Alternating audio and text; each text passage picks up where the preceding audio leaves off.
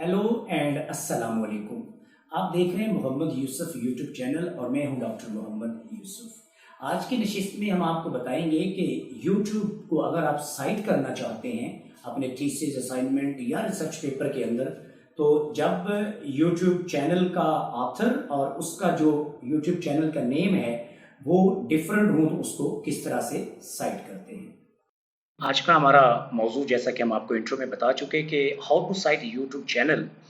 जब ऑथर और YouTube channel का नेम डिफरेंट हो, जब दोनों मुख्तलिफ हों तो उस वक्त यूट्यूब को अगर आप साइट करना चाहते हैं किसी वीडियो को अपने थीसिस के अंदर, टर्म पेपर के अंदर या रिसर्च पेपर के अंदर, तो उसका हवाला कैसे बनाएंगे, आज की नशिस्त में हम इस बात पे गुफ्तगू करेंगे।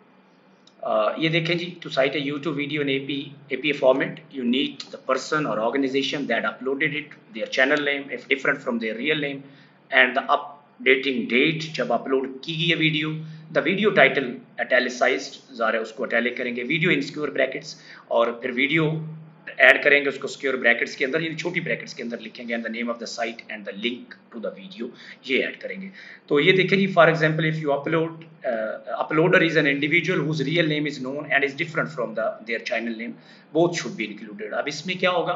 ऑथर का नाम भी आएगा, यूट्यूब चैनल का नाम भी आएगा, क्योंकि दोनों डिफरेंट है। The real name is written in standard format while the channel name follows in square brackets and is written exactly as it is on the YouTube, यानी अपने पास से नहीं लिखना, जो यूट्यूब चैनल पे दिया हुआ है उसको लिखना, रिटेनिंग यानी अनकन्वेंशनल कैपिटलाइजेशन और spacing, what ever is given on the YouTube, कुछ लेटर कैपिटल लिखे हैं, कुछ स्मॉल लिखे हैं, आपने उसको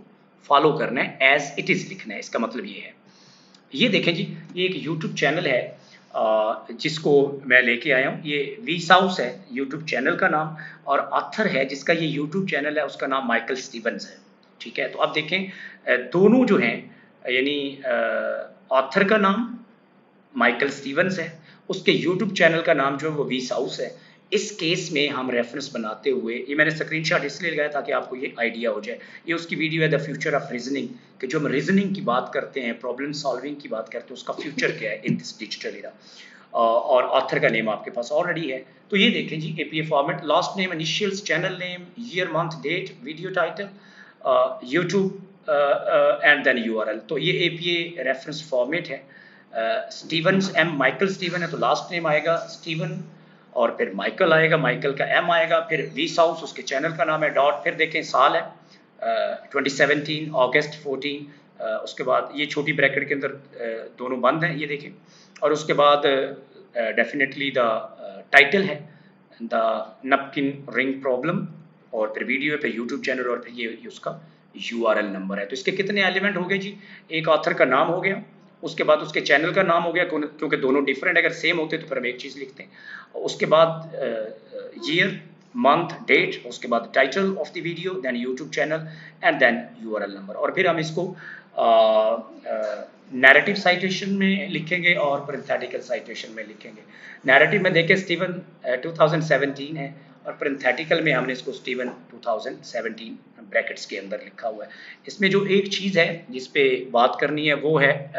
मैंने आपको बताना है कि इसका जो टाइटल है, ये वाला जो भी मैंने आपको बताया, इसको अटैलिक करेंगे, तो I will put it in italic, this one, so that's fine,